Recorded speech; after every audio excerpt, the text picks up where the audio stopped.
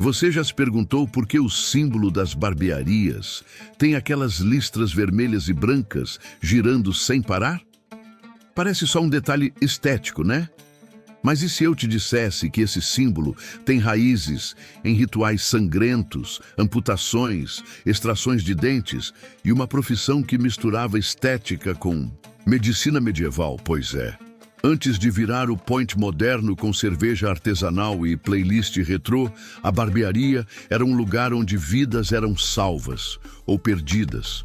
Uma navalha, um pano branco, uma cadeira, 3 elementos que juntos contam uma história que começa no Antigo Egito e atravessa os corredores escuros da Idade Média. Uma história que até hoje está bem na sua cara, literalmente. A jornada da barbearia começa de forma quase sagrada. No Egito Antigo, os barbeiros não eram apenas profissionais do corte. Eram figuras de respeito, quase como sacerdotes. Raspavam os cabelos e as barbas dos faraós como parte de rituais religiosos. Os egípcios acreditavam que os cabelos acumulavam más energias e removê-los era uma forma de purificação espiritual. Já na Mesopotâmia, homens usavam pinças e lâminas rudimentares para se barbear como parte de um ritual estético e social. Ter a barba bem cuidada era símbolo de poder, status e sanidade. Mas o que começou como vaidade e tradição logo tomaria um rumo mais cortante.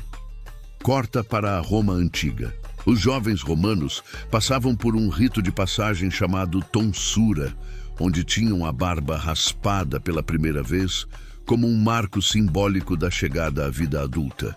Os barbeiros, ou tonsors, eram figuras conhecidas nos bairros, meio que psicólogos improvisados.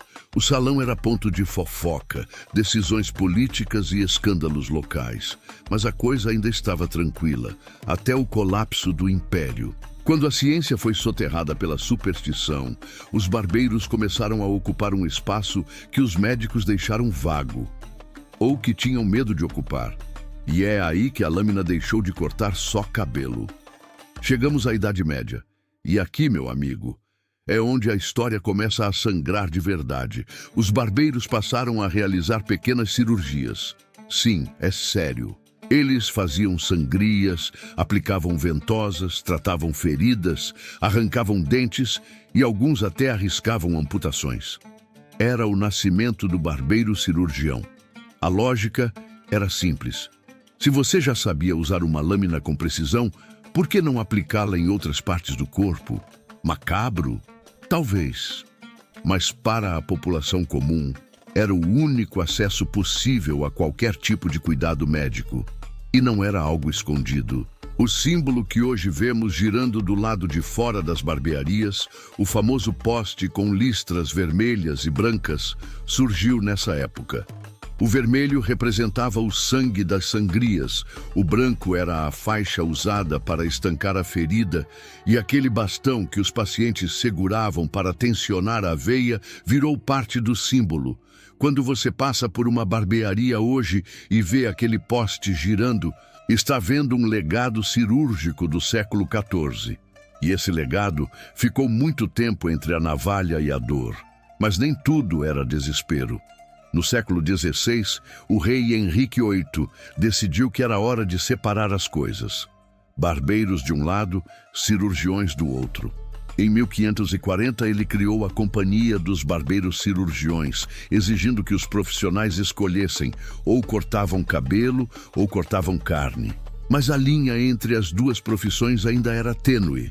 Nas cidades pequenas, sem médicos por perto, quem continuava cuidando de tudo era o barbeiro. Era ele quem fazia curativos, drenava abscessos e, se você tivesse coragem, arrancava aquele dente infeccionado na base da força e do álcool.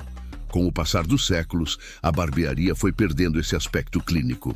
Durante o Iluminismo, a medicina começou a se institucionalizar e os barbeiros voltaram a cuidar exclusivamente da aparência. Já no século XIX, especialmente nos Estados Unidos, as barbearias viraram verdadeiros salões de status. Eram lugares elegantes, com poltronas acolchoadas, espelhos imponentes, toalhas aquecidas e um ritual de atendimento quase cerimonial. Ser barbeiro passou a ser sinônimo de refinamento e classe, bem diferente daquele cenário medieval onde a navalha era usada com urgência, não com estilo. Mas como toda história, essa também tem suas reviravoltas. No início do século XX, a invenção da lâmina descartável e os aparelhos de barbear mudaram tudo. A praticidade chegou nos lares e os homens passaram a se barbear em casa. Milhares de barbearias fecharam as portas. Era o fim? Não. Era só um corte temporário. O ressurgimento veio com força nos anos 2000. As barbearias retornaram com um apelo retrô, misturando nostalgia com sofisticação. Poltronas vintage, decoração industrial, loções perfumadas com aroma amadeirado e até serviços como bar, sinuca e playlists personalizadas. O barbeiro voltou a ser referência, mas agora como símbolo de estilo, não de sobrevivência. Uma espécie de guardião moderno de um ritual ancestral. E aqui entra um detalhe que pouca gente nota.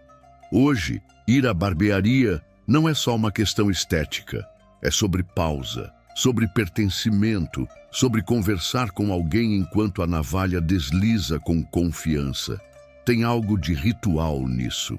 Algo que atravessa séculos, imperadores, doenças, reinados e modas. Aquela cadeira reclinável carrega mais história do que a maioria das pessoas imagina. Só que nem tudo ficou no passado. Em alguns lugares do mundo, ainda há barbearias onde a linha entre estética e medicina continua borrada. Em vilarejos afastados, barbeiros ainda são os primeiros a serem procurados quando alguém se machuca. Ainda são vistos como homens de confiança, como cuidadores, como herdeiros de uma arte que mistura precisão, tradição e sangue. Então, da próxima vez que você entrar numa barbearia, pare por um segundo. Olhe em volta. Sinta o cheiro do tônico. Ouça o som da lâmina sendo amolada. Observe o gesto calculado das mãos do barbeiro. Ali, diante do espelho, você não está só cortando o cabelo. Você está participando de um ritual milenar, um eco vivo de uma história onde beleza, dor e sobrevivência andavam lado a lado. E aí, você confiaria sua saúde a um barbeiro medieval? Se curtiu essa viagem pela origem sombria das barbearias, não esquece de deixar o like, se inscrever no canal Histórias que o Mundo Conta e ativar o sininho para receber outros vídeos como esse. E se quiser continuar mergulhando em histórias surpreendentes, clica aqui do lado para assistir nosso próximo episódio sobre o homem que vendeu a Torre Eiffel. Sim, isso aconteceu. Até lá!